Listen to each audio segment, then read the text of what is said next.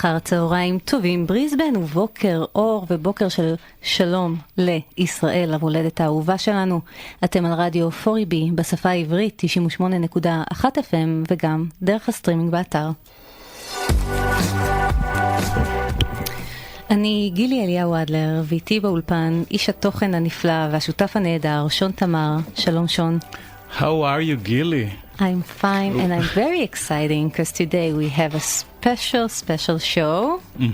We have a special show with a special special guest. edition. Yes. And of course special guest. So Would you like me to announce? yes, please. Okay, so I'm going to try not to break my teeth too much, but first of all, I'm excited also because the show is in English, I'll be honest with you. It's the first time we're doing it. Yes. But we have two Iranian friends with us. Saper, which will present himself very soon. How are you, Mike? I'm good. How are you? You're less stressed about the English, right? Because you grew up mainly in here. Mainly, yes. Okay, you're lucky. And we have Hassam.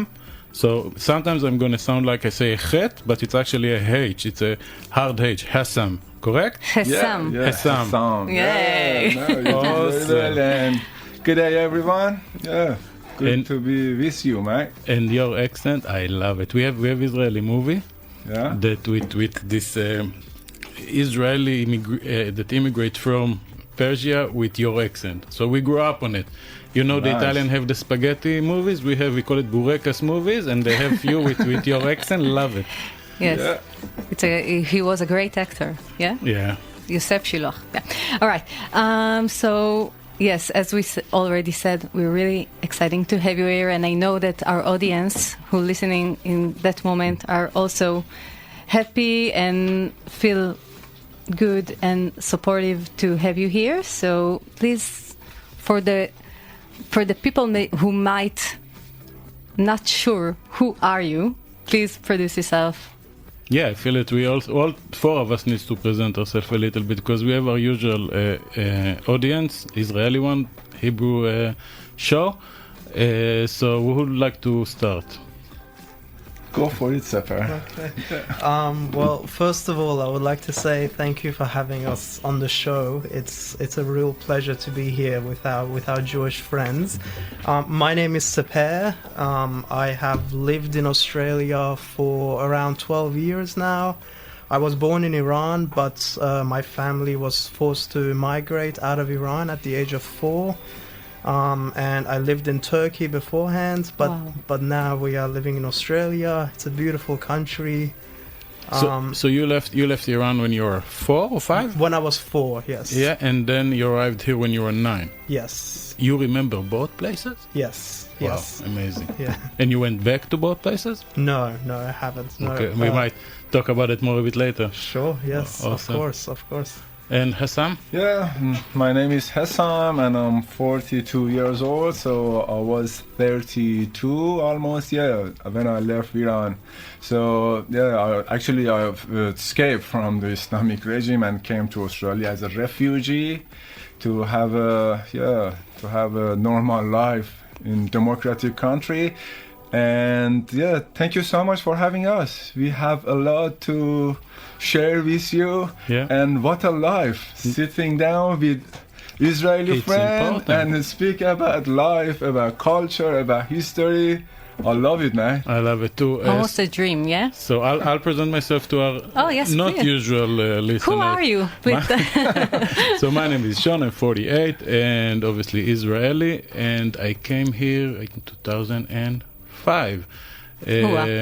My wife, Australian born, but she came with me to Israel. She learned Hebrew. She can even understand stand-up comedy in Hebrew. Very good. And we have 3 kids and a dog. Yeah. What about you, Mrs. Adler? My name is Gili Eliyahu Adler, and which means me and my partner and our 2 boys arrived to Australia, to Brisbane 2.5 years ago from Jerusalem. Having a great time, having a great community, and always thinking about our homeland. Which make me think, obviously Persian is not Arabic, but how you call Jerusalem, not El-Quds? Urshalim. Urshalim. All right. Interesting. Yeah, good point. Well, Usually in the beginning of the show, we are tuning it a bit down, and I guess you guys will want to do the same because in this part we're just mentioning, the situation where our people back at home are in, and in the last, actually it's been exactly a week, because... Yes, that's right. Friday, actually. Yes, Friday. last Friday, yep. Yep, so now also your families back at home are in this depressing situation and scary situation, I have to say. So we are here to do a solidarity show, a love between our people. And so we usually start with a couple of words about our situation and a special song dedicated for that. Yes, and I'm going to do it in Hebrew, but we will translate it during the song. So, באופן אישי, אני מרגישה שמאז השבוע שעבר, כמו שאמרת, מהשנייה שהתוכנית הסתיימה, ועד פחות או יותר עכשיו, אז הזמן ממש עמד מלכת.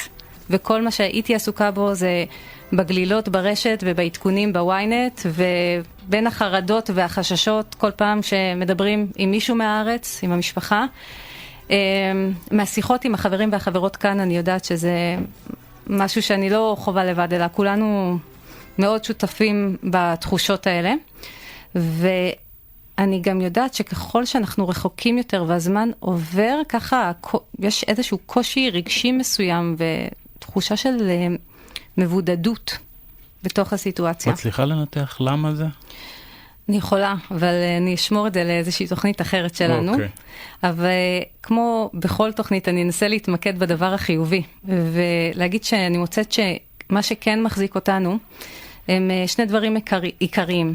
אחד זה ההשראה מהעם הנפלא הזה שלנו, אתה יודע, מסינקים שאני רואה, מווידאו שאני רואה, מכל מיני ידיעות של חדשות טובות נקרא לזה, תמיד איכשהו הרוח שלהם כזאת גבוהה, הם יודעים לתפקד, הם רזיליאנס, הם פשוט, מהם אני מקבלת כוח, כן? כן. והדבר השני, זה כמובן עוד הפעם הקהילה שלנו פה, שהיא הדבר הכי קרוב למשפחה, והיא תומכת אחד בשני, אז בואו נמשיך לעשות את זה. וכמובן שגם עכשיו בצל המלחמה והסיטואציה החדשה, אנחנו לא נוריד את זה מסדר היום, ואנחנו זוכרים את האחים שלנו שנמצאים כבר 623 ימים בשבי החמאס בעזה, ואין רגע שאנחנו לא חושבים עליכם וקוראים לשחרורכם, אז bring them home עוד היום. Yay, so what a song, huh? I knew the song very good, yes. But I had no idea who actually wrote it and produced it, so that was a surprise for me. So Static was write it, and Jordi produced it. Yeah, I'm very amazing. surprised. And Tom chose it for today. Awesome, Tom. Thank you, Tom. Yeah, so what we heard now was a compilation. It's a one artist that has good connection with everyone else, and he managed to get not all, but quite a bit of the Israeli artists to sing together, saying that we can go through it practically. Yeah. Okay, so that's, I wish the same thing for your people. And I can tell you that we have quite a bit of people that not just listening, but also reacting on our chat, starting with my wife. This is a rare occasion, so Amy, shout out to Amy. My father from Israel, Yossi, and another father from Israel, Gidon. Then we have Carmel. Yeah, Gidon! It has to go together, no? Then we have Carmel, Yael, Betzalel, Ayelet, Nurit and Chagai, Marta, Dani Luyevsky, and the last two, I want to say this. First of all, there is a guy named Uriel Namdar that he asked me to ask you guys how to pronounce his surname, Namdar, because it's apparently Persian. Yeah. Namdar. Namdar. Namdar, yeah. Hey, Mr. Namdar. Is it a known surname? Yeah, that's a Persian family name. Nam, it means name. And Dar, it means some, the kind of like a having name. And Dar, it means have some things. Okay. So probably we can say it's just kind of like a famous, someone well known. Oh, he's a something VIP, like that. this guy. Yeah, it means, yeah. Good to know, because last time I played poker with him, he lost. Okay, anyway, and the last person I want to mention here is someone that her and her partner, so it's Rose and Chava, but Rose is listening to us from a shelter in Jerusalem right now. So Wow. and she, if I'm not wrong, got stuck in Israel from the people that cannot fly because now there are no flights. Yes. Also, Now- my mother-in-law is stuck in here, so she can go back to Israel. Yeah. Yeah, but enough about our problems. Let's, Yes, that's let's hear enough. about your problem, because you just mentioned between when there was the song about that you have a bit of a trauma. Because should we talk about that? Yeah. As people, because right now there is no good connection with internet and stuff, and apparently there was something in the past that there was no connection and the Yeah. regime went wild on you guys. Is Yeah, that yeah. correct? Yeah, super. So I was saying when we were listening to the song that the Iranian people have kind of this collective trauma. In 2019, there were protests in Iran to protest against the price of fuel that went up 3 times overnight. So the Iranian people came onto the streets to protest this, and the Islamic Republic shut down the internet and murdered 1,500 people in 3 days. So In- now having no connection. Having no connection kind of carries this You don't know what's traumatic happening. reaction for us, because we have no idea what's happening inside Iran. We can't contact our loved ones. There's no news coming out of Iran. Normally there's videos coming out of Iran, so we know what's happening. But when the internet gets shut, there's just nothing, I would guess that in Iran it's not like in Israel, because we were born straight to wars. So as part of our standard in building, we have in most places we have shelter in a house. Every house has one designated Safe room. Yeah. Is it the same in Iran? No, nothing. Even in this, current war, there wasn't any siren at all. They didn't, ask anyone to evacuate. I would say they want to keep people in city to use them as a human shield. But yeah, about To be honest, where will they go? I just heard today about there is a lot of Israelis that go in Tel Aviv. They go into the underground train that is under construction, and they actually live there. They don't come when there is alarm. They go to sleep there every. So they put a mattress, and they're reading. They listen to music. About that event in 2009. If you Google it, Bloody Aban. Aban is one of the name of one of the months, which is the 7th month in Iranian calendar. They call it Bloody Aban. And 1,500 innocent Iranian has been killed in 3 days. Oh, wow. And when they asked the Islamic regime officials, why did you shot to the head? They were just civilian. They said, no, who said that? We shot to the legs, to the body, not only to the head. And just imagine, so that's these days remind us, same trauma when there is no internet. So something's bad happened in Iran. And both of you actually have families there? Yes. Yeah, my family, my sister, my mom, my dad, my wife's family, Azin, for 40, maybe 8 hours now. We cannot contact them, even direct phone, no internet, not even phone call. Yep. Because they don't want any news to go out of the country, so they shut down the internet. They even shut down the phones, so no one can actually. We can't actually call them, Wow. The directly. landline, The actually. landline, everything is shut. I'm very It's sorry to also hear that. strategy so they cannot unite together or Exactly. do any protest against the regime. I guess so. Yeah. What we realized in the last 2 years since our big trauma of 7 of October is that there is some little good things that coming up from it, like our community really united since then. And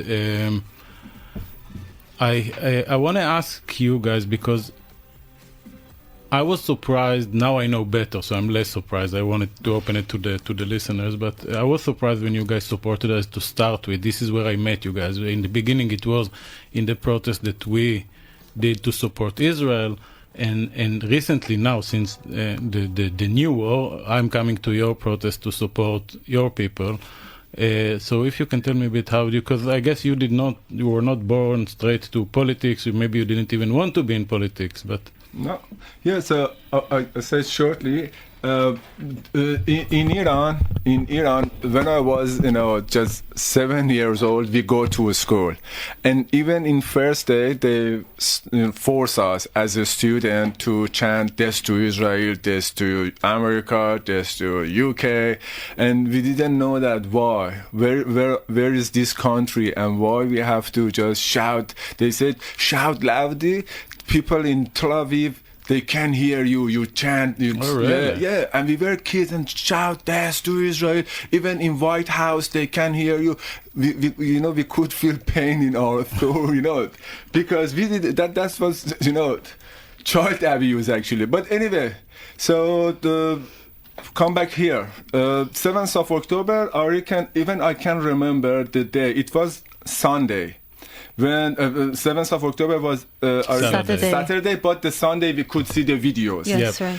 So we were to Inaugural Lake and just opened the Twitter, check it out. I saw the footage of the Shani in Gaza. Look, yeah. Yeah, the naked body back of the youth and everyone. We have same innocent girls in Iran. It reminds me Nika Shah Karami. 16 years old girls, brave. She was kind of artist.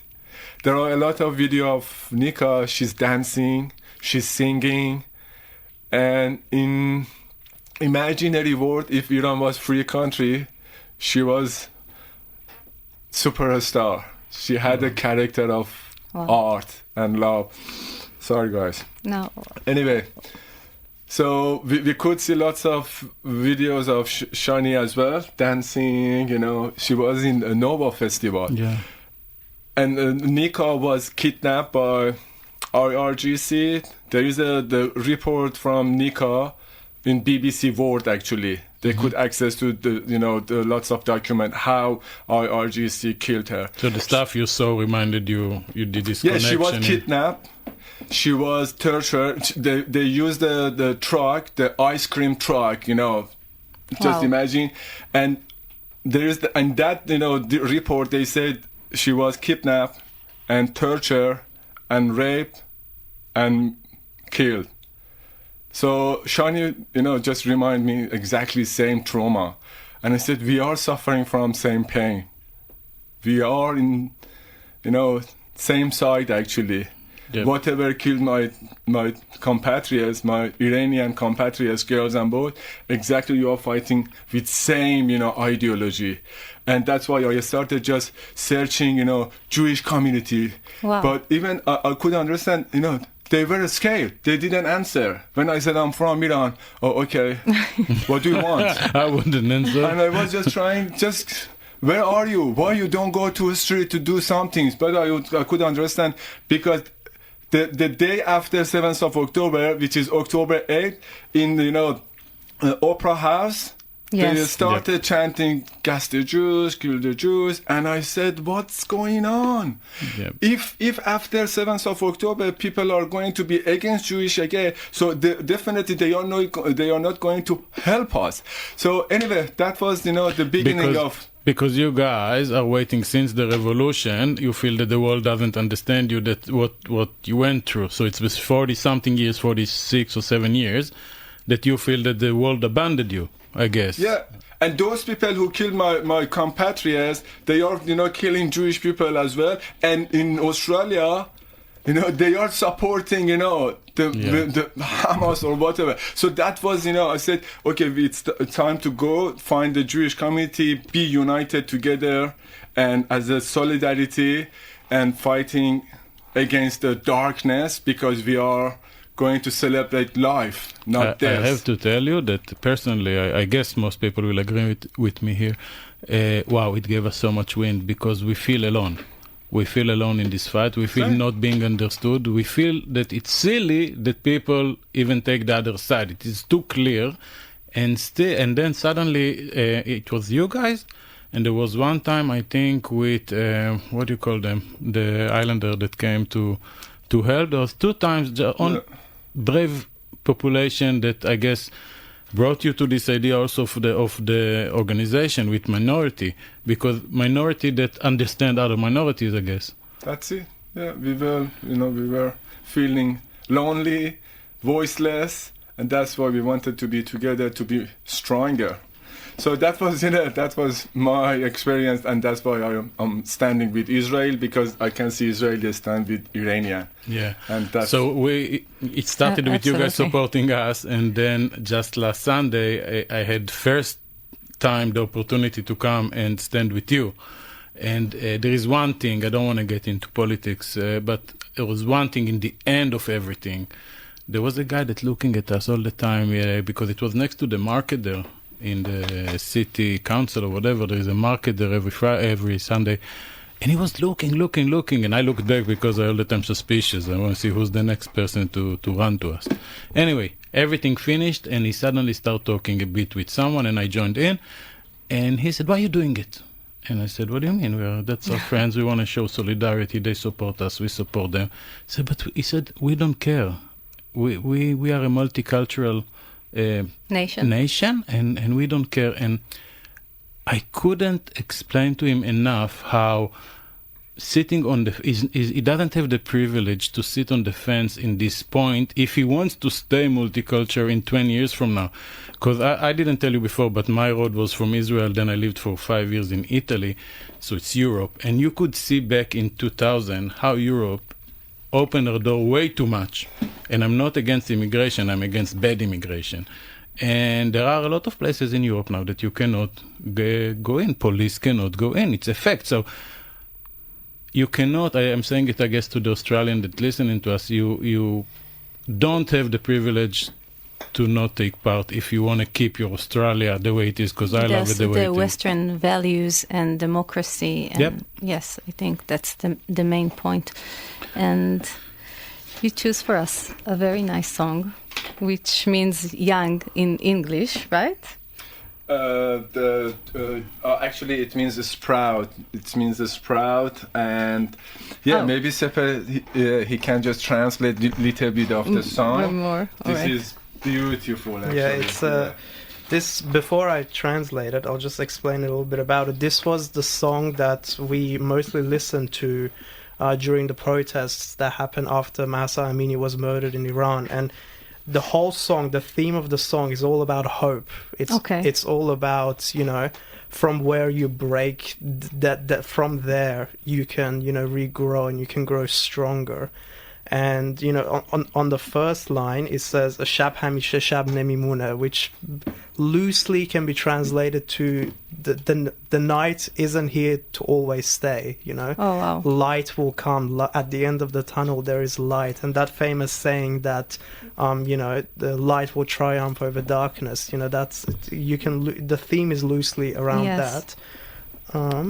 It's pretty amazing, because I did not know, obviously, the song. When you sent it to me, I checked, and the guy that sings it is actually not, his main thing is not a singer. He's a film producer that does a lot of things about peace and about hope and even some of the things are a bit against the regime. And I found out that 2 of his movies were prohibited in Iran, and even recently he went to prison apparently for 6 years, but he got released after 1 year because of saying stuff against the regime. Actually, but the song, it was so, emotional for us. A lot of Iranians cry and sing this song together because, it's always in the very sad time. It was, we were alone by ourselves, Iranian. And, when we just sing this song, it just reminds us, okay, as Sefer said, it's not going to be all the time, night. One day, very soon, sun is rise up, and we are going to win this war without doubt. Like a Eurovision song, New Days Will Rise. Just. Sapper will tell us few I think that's songs. Exactly what we need at the moment. So the first line, Shab hamishe shab nemimune, the night isn't here to always stay. And mibari ma bi chak u chune, so we will without a doubt win. It's that idea of hope, Doesn't matter how hopeless you are, you're standing on the right side of history. So at the end of the day, you are guaranteed to triumph over darkness. As همون جایی که شکستیم, so from where we break, so from with all the sadness that we see, with all of our loved ones, dying, going to prison, being in trouble with the regime, it is from those pains that we can grow stronger, that we can, that can take us towards victory. But yeah, when you break down the young, I don't know what it's called, the young tree, exactly where it's break down, there is a sprout, and the life keep, going towards the sky. Wow. So our enemy, they believe they break down, but no, our root is in the soil of our motherland. You think it's finished, but no, it's gonna be a start again, and we call it Javane, sprout.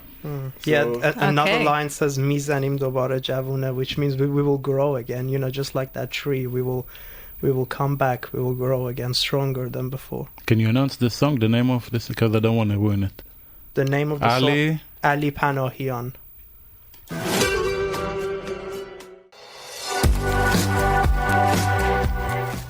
So, hello again. We're back to you. And we wanted maybe to make it more easy atmosphere. I guess so, yes. Well, because that's part of why we're here. We want to cheer up a bit and uplift the spirit of both the people. So obviously we both have a lot of scars from history. But I wanted to ask you a bit stuff about Australia and about generally culture differences and stuff. What do you think about Vegemite? Yes or no? Vegemite. I reckon it's an acquired taste, honestly. Really? I think it's either you like it or hate it from the beginning. Yeah, I mean, I've never acquired that taste. You see? But Vegemite, I can't say why. Why Vegemite? Yeah, I don't understand the philosophy here. Like, what? I don't understand the philosophy behind Vegemite. Yeah, like why? What about ginger beer? That's yeah, I can live with that. I love it. Yeah, really? I like it. Yeah, sometimes, but my wife Azin, she loves Vegemite, and sometimes I said, how, why you enjoy this? She's just put it on the toast and little bit let me tell you this, my 5-year-old will mix Vegemite and hummus sometimes, but he likes both of them, not always to mix, but he would want one day to have a hummus, by the way, not in a sandwich. He needs it on a plate, he needs the pita bread to wipe it and stuff with the za'atar and everything on it. And then other days he'll take to school Vegemite with butter, it's like the very Aussie way. But not really. Vegemite is very strange, actually, taste. Okay, so you mentioned before, Gili, a name of a food. What kind of food do you know from? Khorme sabzi. Yeah. Do I pronounce it right? Actually, khorme. Korme? Khorme sabzi. Is it the green dish with meat in it? Yes, and the red, actually, the tomatoes. No, I think the beans. Red beans. Yeah. So. Oh yeah, I think I saw it. I think they don't. The beans are not cooked, or the eggs in the end or something. I'm not sure. You add. It's a start from frying lots of herbs, like parsley, coriander. Okay. Yeah, and there is some things like what was the. It sounds like you never cooked it. Yeah, but actually this is very, the mom's dishes in Iran. It's not a, easy one, because you have to leave it for maybe 4 hours, 5 hours to slow cook, and all the texture, and you cancel a little bit oil on it. So it's not an easy one, but when you cook it in the proper way, everyone's going to love it, I reckon. It's quite the technical endeavor to make good khorme sabzi. That's like the signature dish for Iran. Yeah, actually, well, Tadik is the most famous. That's the thing we all fight over at the dinner table. Tadik is like it's like potatoes, but on at the bottom of the rice. Of the pan. Rice. Yes. I know. Because we also make something like that. It's not all the time potato. You can't just leave the crusted even rice. That's tahdig, and it's just when it's very the crust when you just start eating. Is that the dish that you do in the oven and in the end of it you flip it. It's called, I think, Yep. oshpelo, and you flip it and suddenly all the crispy potatoes are on the top. Yes. Yes, Yeah. that's tahdig actually. So because the pot, it means dig, Yeah. and tah, it means the bottom of the pot. Yes. That's why we call it tahdig. So it comes It from sounds the like an עברית, תחתית. Tachtit. Yeah. But what's oshpelo then? Oshpelo. I don't think it's We don't related have- to... I'm gonna check yeah. it with my auntie. She told me all the life. Okay. but you have tahdig, yeah, yes. something like- Yeah, something similar. Yeah, I can show you. Interesting. Yeah. ושפלו זה בוכרי, דינה אומרת. It's from, yeah. Something interesting about Iranian food is that because Iran is such a multicultural country with all different types of people there are some foods that you can only find in certain cities. For example, All right. where I was born in Qazvin, there is this dish called qeyme nasar, and people in Tehran, like our friends from Tehran Yes. that were born in Tehran, they don't know about it. And, Really? and there's a lot of dish in like Kurdistan or in the Azerbaijan region of Iran. and north of Iran, Yes. Gilan and Mazandara, and one day you will come to Iran. Oh, wow. Yes, that's the And- plan. That's the Oh plan. my God, Israeli. We are travel- working on that at the moment Yeah, There's- Tehran and Tel Aviv straight, fly. because that's how it was before.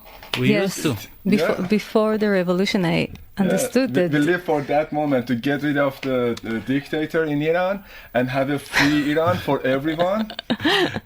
You know, I discovered in a pre-conversation before No. the show. You know how we all know about the clock, the ticking to the end of Israel. In Iran, there is, I don't want to say the name of the place where it is, but what I didn't know is that every time there is a blackout, it goes restart. So it will probably, if we'll have every few years a bit of few seconds of Not every few years, the electricity power cut off every day now. Because it's multiple reset. times a It's day, reset. yeah. It will never get there because it's planned to like 25 years from now. But it will never get there because it's reset every time. Wow. Yeah, Okay. so according to the Islamic Republic themselves, Israel is there to stay forever because it keeps resetting. Exactly. The time is resetting. Well, I have to. We're talking about food, and it's so cultural thing. But what would be the thing you must miss him in Iran, in your homeland? What would be that Yes. special thing? not just food. everything. Not just food. So, no. Azin and I, my wife, we were tour guide for, like adventure, mountain climbing, bushwalking. So we can say, maybe with Azin and I, we traveled all around Iran. In 1 week, just 1 week in maybe, I would say in autumn, in south of Iran, Persian Gulf, you can go for snorkeling, scuba diving. Wow. And when we came back to Tehran, the mountain, which is Tochal, is 4,000 meters high. Yes, It right. was full of snow, and we went for snowboarding just in 1 week. So imagine this: Israel from top to bottom, it's 800 k's. In the north, we have the big mountain that starts Hebron Mountain. Not Hebron, that's east. On the top is the one that comes from Lebanon. Hermon. Hermon. Did you say Hermon? Yeah. I think it meant... Anyway, and you can ski there in the season, obviously. Then you go south, you have desert. You have the Dead Sea, which is the lowest place in Earth, know, and then in the... So it's in a much smaller place. It's less than from here to Sydney, that it's 1,000 K. So it's very... changing scene in one such a small country. Like that. But Iran is a big country, so mountain, desert, forest. We have rainforest in Iran. Wow. Yeah, and that's I'm missing Iranian nature, and obviously the local people. When you go there, they invite you to their house, and just. Oh yeah, that sounds familiar too, right? Yeah, the open people invited you. Listen, the bottom line is half of Israel is made from people that came from different countries in the Middle East and bring the same culture. But I have to say that a lot of them come and bring dishes, and they say, and we are under the impression that this is a famous dish in that country. Later on, we discover that's the Jewish country of that country. Not the whole country don't know about it. Like, for example, I think Moroccan matboucha, I don't think Moroccan people know about it. But in Israel, we think, oh, that's the Moroccan dish. No, it's a Jewish Moroccan dish, you know. Yeah. All right. So before we're going to finish, we want to... What to finish? I don't want to finish. No, I mean, neither do I, but we want to play another song, maybe? Yes, I found a song by an Israeli guy named Chezi Fanyan. And he took one of very popular Israeli song in the last year, and he made it mostly in Persian, a little bit of Hebrew. It's called Ir Namal. Yeah.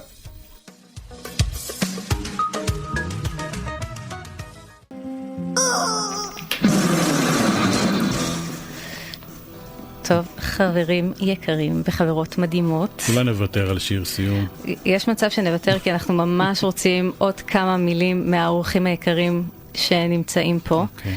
So in the last few minutes. Yes. I just, before I gonna ask you a question, one question from all the things here on the chat. You decide if you want to answer and how much you want to answer about it. But I just want to thank, before I forget, Rose and Chava, that for everything they're doing and also making us meet generally and organizing it. I want to thank Radio 4EB. It's a multicultural place that I meet here people from different places that probably in my daily day I wouldn't. So thanks a lot for that as well.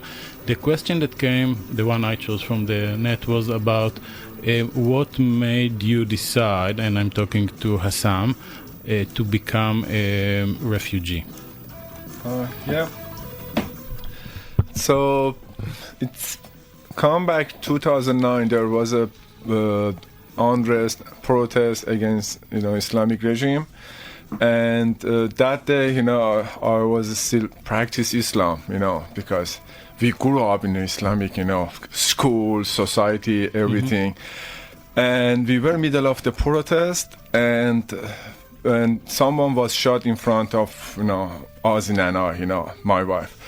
And we helped that young guy to put it in the car, but he passed away. He died, and my hand was, full of blood.